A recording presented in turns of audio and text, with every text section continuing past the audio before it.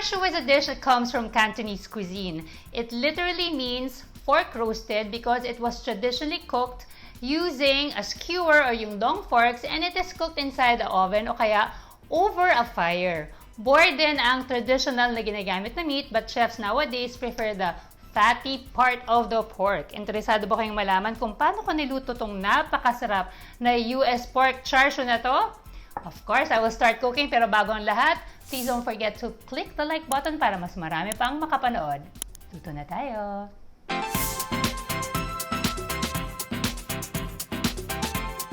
Kagaya nga ng sinabi ko kanina, magluluto ako ngayon ng US pork char siu. So, ang gagamitin ko for this recipe is the US pork belly na pinapato ko na inside the chiller. So, let me just get it first. So, this is our US pork belly. This one. So, paano nyo ba malalaman kung US pork ang binibili ninyo? Of course, always look for the US pork sticker, and we'll be flashing on the screen kung saang mga groceries, supermarkets, and wet markets pwede kayong bumili ng ating US pork.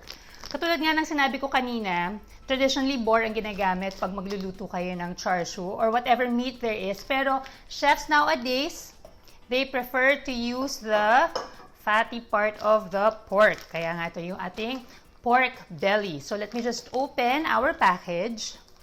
If you want to be updated, of course, sa ating mga US pork products, mga US pork promos, please do like the US Meats Philippines Facebook page. I-like nyo na yan. And if you're looking for bigger parts or portions of pork, pwede kayong magtanong doon kung saan kayo pwedeng bumili. You could also order from Steak and Stuff PH on Facebook. Doon ko in-order tong ating US pork belly. So, look at that. Kita nyo naman yung meat to fat ratio, ang ganda. So let me just slice this into smaller pieces. Ready? We're gonna be seasoning this with some salt and pepper.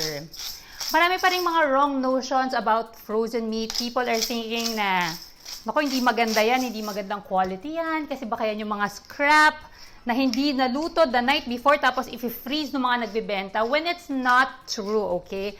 If you ship it ng frozen, you will actually maintain its quality. At sinasabi nga ng USDA na hindi na de-destroy ang nutrients when you freeze the meat. Siyempre, ang ating US pork belly, talaga namang very versatile yan. Gustong-gusto siya ng mga chefs kasi marami pwedeng gawin with the US pork belly, and of course, gusto nila yung flavor and texture. So this is actually the preferred cut of meat pag halimbawa ikaw ay magbe-braised, magsustew, magbe-roast, magbe-grill, even with stir-frying, and you could actually smoke this to make homemade bacon. Okay, so kailangan naman natin yung ating ingredients for the marinade. So we have here soy sauce, hoisin sauce, honey. We have here our brown sugar. At yung ating Chinese 5-spice powder. Our rice wine vinegar. Garlic. And then we're gonna be using our red food coloring.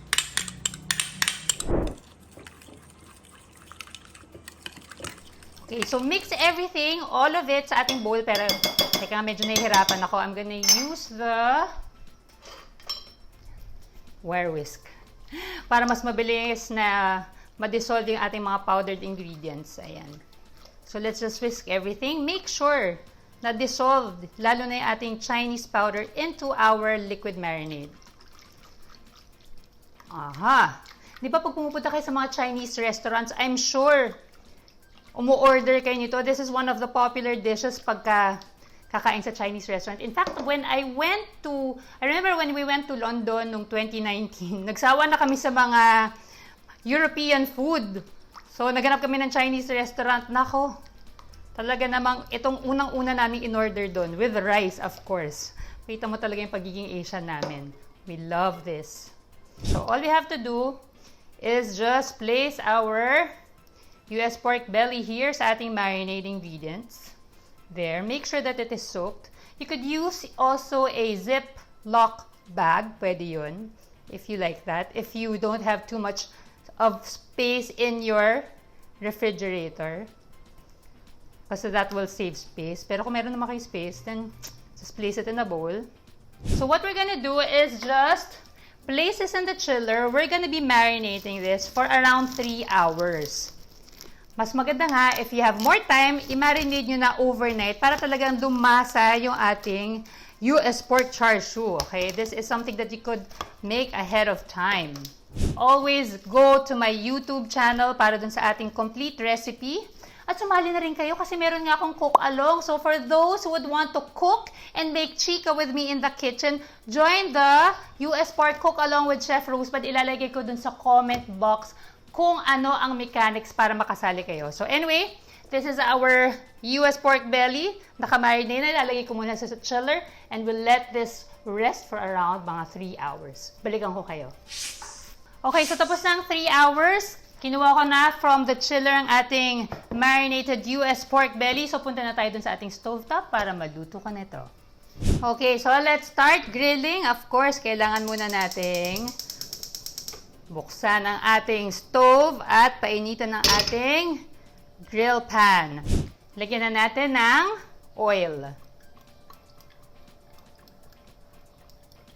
So, pag mainit na yung ating pan, okay, lagay ko muna to sa gilid para mas safe. Pag tayo ay mag-grill, yung handle ay nasa side. We could now start grilling our US pork belly. So, let's just open this.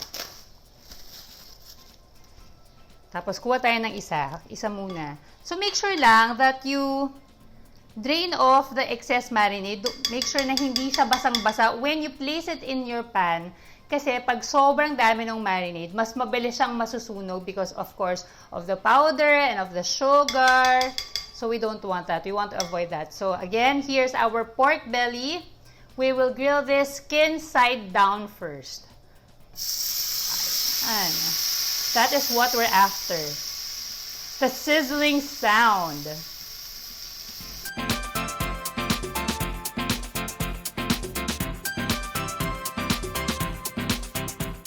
So while it is grilling, huwag natin siyang galawin para rin natin siyang sinisir yung ating skin side ng ating pork belly to make sure na maganda rin yung pagkaluto at pagka-brown because if you keep on turning it around, hindi siya maluluto ng tama. So just let it stay there. Hayaan niyo munang mag-sear at maluto yung skin side ng ating US pork belly. So, pwede na natin siya ngayong balaktarin to the other side. Hininaan ko na rin yung apoy ng ating griddle pan.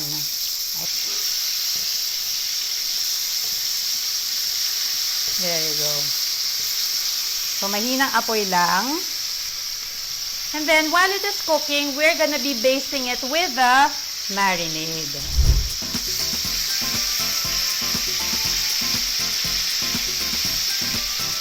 So, check after a minute and then turn it to the other side. Ayan. While you continuously baste it.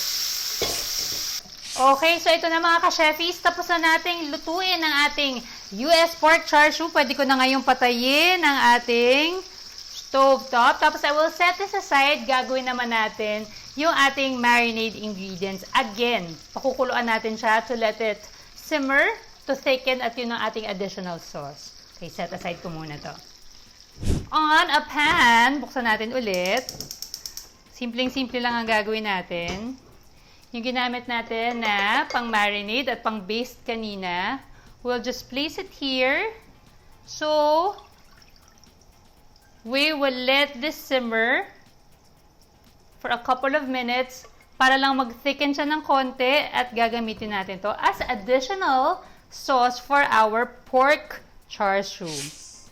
Ayan, so nag-thicken na yung ating char siu sauce. So, I could now turn this off. Set aside ko na. Magpi-plate na ako. Pero bago ako mag-plate, gagawa muna ako ng isang very simple na side dish para i-pair natin with our US pork char siu. Balikan ko kayo. Okay, nakaset aside na yung ating US pork char siu with the sauce. Gawin muna natin yung ating very simple na bok choy. So this is just stir-fried bok choy. What we need is just some oil. Let's add it to our saute pan. Then we add our garlic. So kahit na hindi pa ganun kainit, it's fine. Just add it there. And then we add our oyster sauce.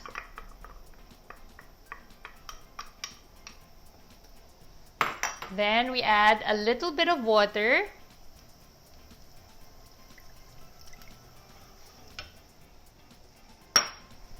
So just mix that there.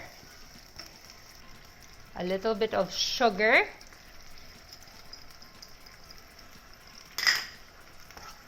So pag nag-mix na yung ating ingredients for the oyster sauce, this is good. Let's lower the heat. Let's add sesame oil and our bok choy. So this will be the side dish para naman may color din yung ating kinakain, di ba? Kasi it's all brown, it's all red. Of course, we're gonna eat this with our white rice. Mapapadami na naman ang kain ko nito, oh. So this is good. I-assemble ko na mga ka-Cheffies. Nako, papunta na tayo sa exciting part. Plating and then tikiman time. Let's go.